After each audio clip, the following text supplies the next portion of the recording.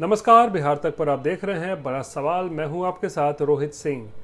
कांग्रेस के युवा नेता कन्हैया कुमार इन दिनों पदयात्रा पर निकले हुए हैं। पलायन रोको, नौकरी दो, इस पूरे मुद्दे को लेकर जो है वो पदयात्रा कर रहे हैं बिहार का। और इसी कड़ी में कल उन्हें अपने सर्वमान्य नेता राहुल गांधी का भी सानिध्य प्राप्त हुआ। जब राहुल गांधी बेगूसराय पहुंचे थे और फिर कन्हैया कुमार के साथ उन्होंने भी तकरीबन 1-1.5 किलोमीटर की पदयात्रा में शिरकत की और फिर एक माहौल बनाने की भी कोशिश की गई कि वाकई बेरोजगारी कितनी बड़ी समस्या है बिहार में, पलायन कितनी बड़ी समस्या, कितना गंभीर एक मुद्दा है बिहार में। तो इसको लेकर जो है ये कांग्रेस के नेता कन्हैया कुमार जो है वो पदयात्रा पर कर रहे हैं। राहुल गांधी ने भी उनका साथ कल दिया। लेकिन सवाल ये उठता है कि भाई ये पूरा मुद्दा जो है इतना बड़ा मुद्दा है, क्या ये मुद्दे को या क्या इस मुद्दे को कन्हैया कुमार हाईजैक कर रहे हैं? क्या कांग्रेस इस मुद्दे को हाईजैक कर रही है, और वो भी किससे? तेजस्वी यादव से, आरजेडी के नेता प्रतिपक्ष।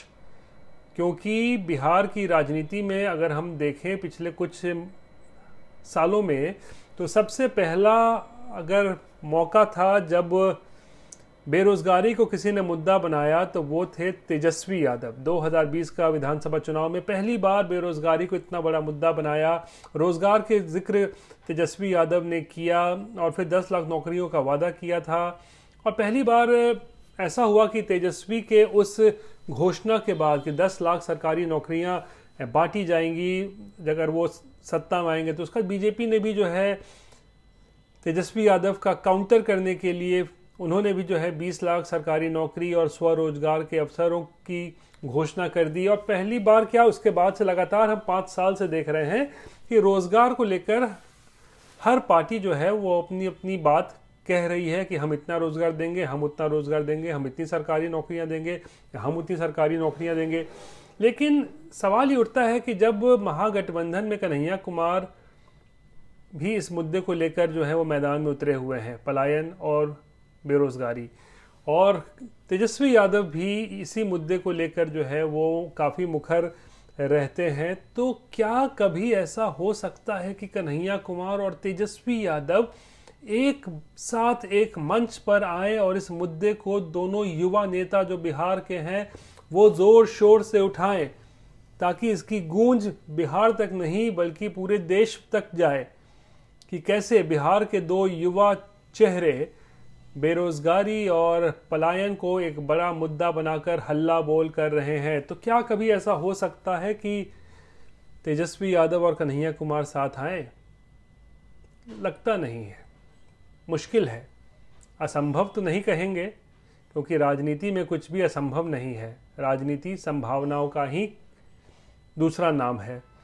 लेकिन मुश्किल ज़रूर है, क्योंकि देखिए कन्हैया कुमार की जो स्टाइल ऑफ पॉलिटिक्स रही है वो आरजेडी से बिल्कुल अलग, बिल्कुल जुदा रही है।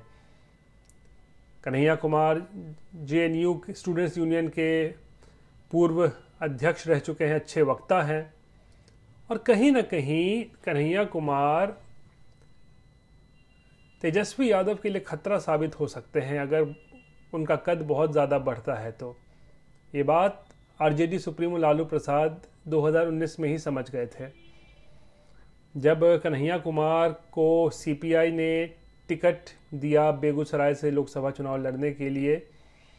और उस वक्त लेफ्ट पार्टियां जो थी वो, यानी कि सीपीआई की हम बात कर रहे हैं, वो चाहती तो गठबंधन में आ सकती थी, लेकिन महागठबंधन में नहीं आई सीपीआई, क्योंकि उन्हें कन्हैया कुमार को चुनाव लड़वाना था।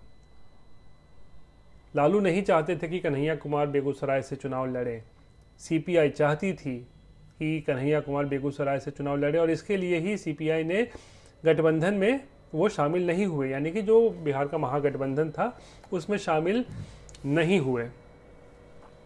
नतीजा फिर क्या हुआ, कन्हैया कुमार चुनाव लड़े, गिरिराज सिंह जो बीजेपी के उनसे हार गए। उसके बाद कन्हैया कुमार कांग्रेस में शामिल हो गए, और 2024 में दूसरी बार ऐसा मौका आया जब कन्हैया कुमार को कांग्रेस बेगूसराय से चुनाव लड़वाना चाहती थी, लेकिन एक बार फिर से वहाँ पे टिकट कांग्रेस को नहीं मिला, यानी कि कांग्रेस के खाते में वो सीट ही नहीं गई। सीपीआई के खाते में जो है वो सीट गई थी, जबकि सीपीआई महागठबंधन में थी, कांग्रेस ही महागठबंधन में था उस वक्त, 2024 की हम बात कर रहे हैं।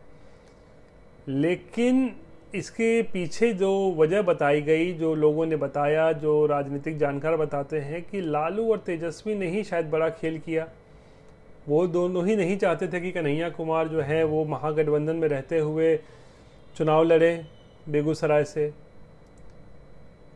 तो रह रहकर जब भी कन्हैया कुमार का जिक्र आता है या बिहार में अगर कन्हैया कुमार की बातें होती हैं तो फिर लालू तेजस्वी का नाम ज़रूर आता है, और ख़ासकर लालू का ज़रूर जिक्र आता है कि क्या लालू कन्हैया कुमार को एक खतरा मानते हैं तेजस्वी यादव के लिए। क्योंकि देखिए, अगर ये दोनों नेता साथ आएंगे तो एक बड़ा कमाल कर सकते हैं। दोनों युवा चेहरे हैं, यंग हैं, दोनों के पास मुद्दे भी एक जैसे हैं, बेरोजगारी, पलायन, ये सब तमाम मुद्दे जो हैं वो दोनों को सूट करते हैं।